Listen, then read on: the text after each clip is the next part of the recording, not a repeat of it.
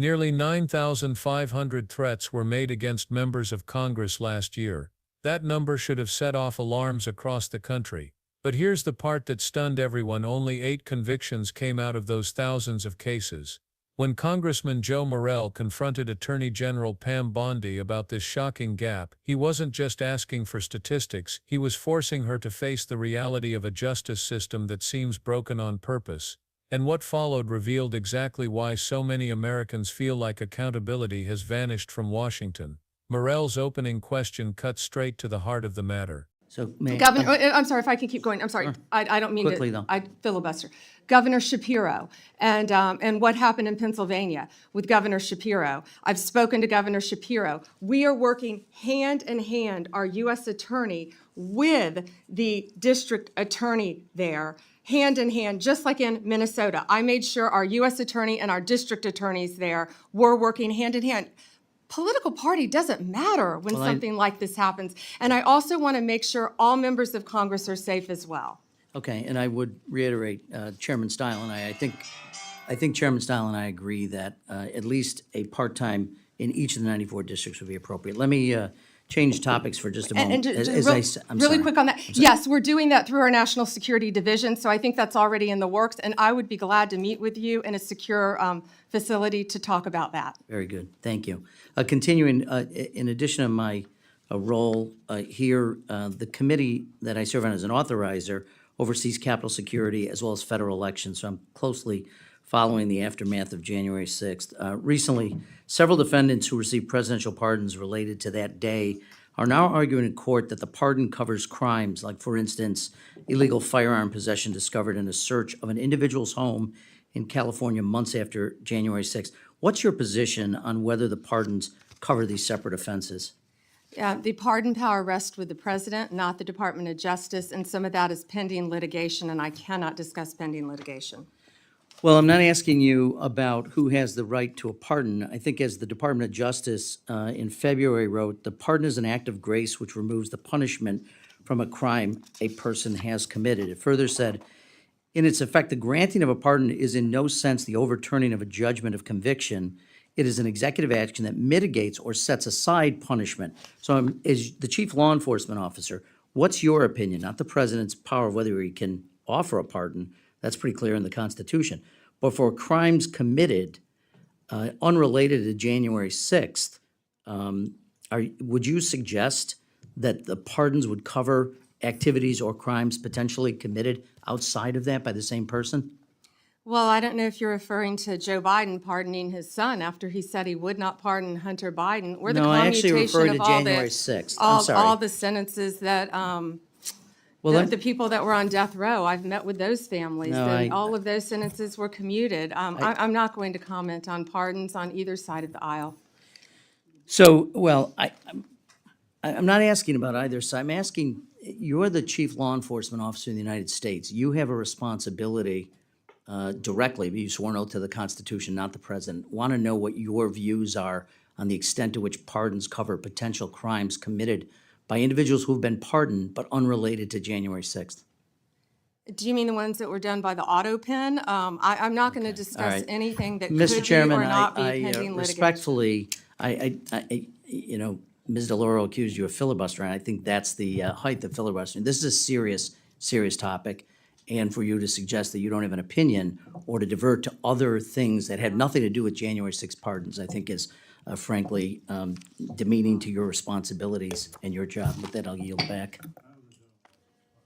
Would Bondi commit to assigning federal prosecutors in every single district to prioritize these threats against lawmakers? On its face, that sounds like a reasonable request. If members of Congress are being threatened at record numbers, shouldn't the Department of Justice treat it like the crisis it is? But instead of answering directly, Bondi swerved. She dragged in references to Biden, talked about other states, mentioned coordination meetings, and tried to bury the central question in a pile of vague reassurances. It was a performance, not an answer, and everyone watching knew it. That deflection mattered because the numbers themselves are damning. Almost 10,000 incidents, yet just a handful of convictions. Imagine any other crime with those odds. If there were 9,500 robberies in a year and only 8 people ever saw a courtroom, the public would call it what it is: a total collapse of enforcement.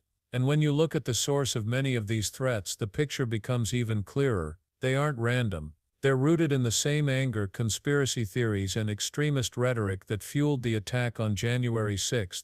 Pretending that these are isolated cases is dishonest.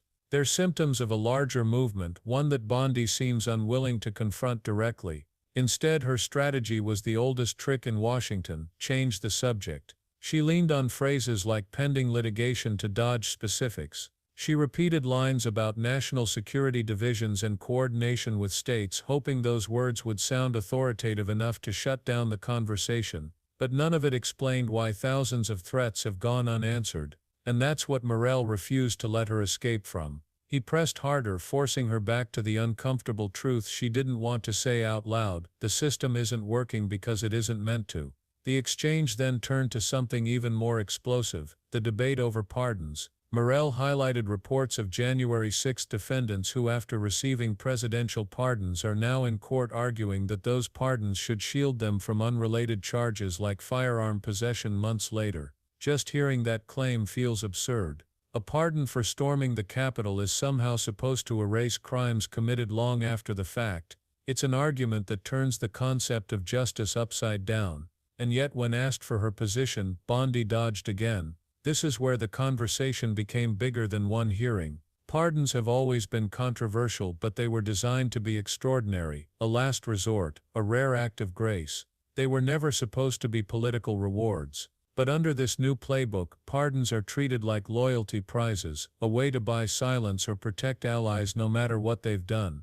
That's not mercy, that's corruption dressed up in legal language. And Joe Morelle wasn't just exposing Bondi's evasions, he was exposing how far the system has drifted from its original purpose. The danger here isn't theoretical. If presidents can hand out pardons as political favors, it creates two classes of citizens: one group life under the law, the other lives above it, shielded by connections and party loyalty. That kind of double standard is poison for democracy.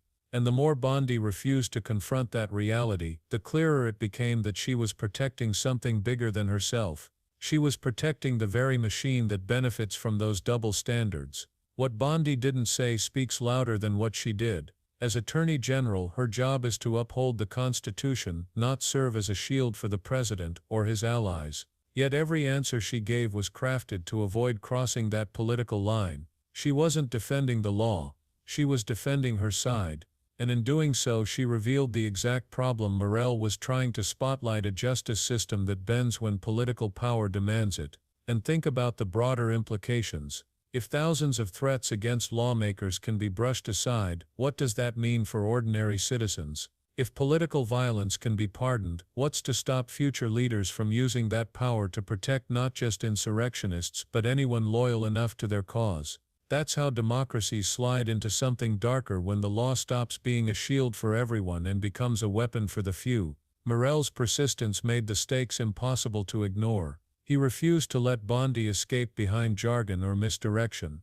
Every time she tried to pivot, he pulled her back to the core issue: accountability. And accountability is exactly what's missing. The threats, the pardons, the evasions, they all point to the same conclusion. The system is failing not by accident, but by design. Because when the crimes come from inside the political base, the will to prosecute suddenly disappears. By the end of the exchange, one truth stood out above everything else. This wasn't just a debate about pardons or about resources for prosecutors. It was a clash between two visions of America.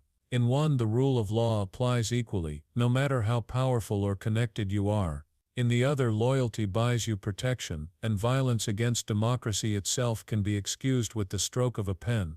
Bondi tried to blur that line. Morelle forced it into focus. The question now is, what comes next? If presidents can rewrite accountability with pardons, if threats against lawmakers can pile up without consequence, then the rule of law isn't just weakened, it's optional. And once it becomes optional, the very idea of democracy starts to crumble. That's why this exchange matters far beyond the walls of Congress. It's not about one hearing or one official. It's about the future of a system that only works if everyone is held to the same standard.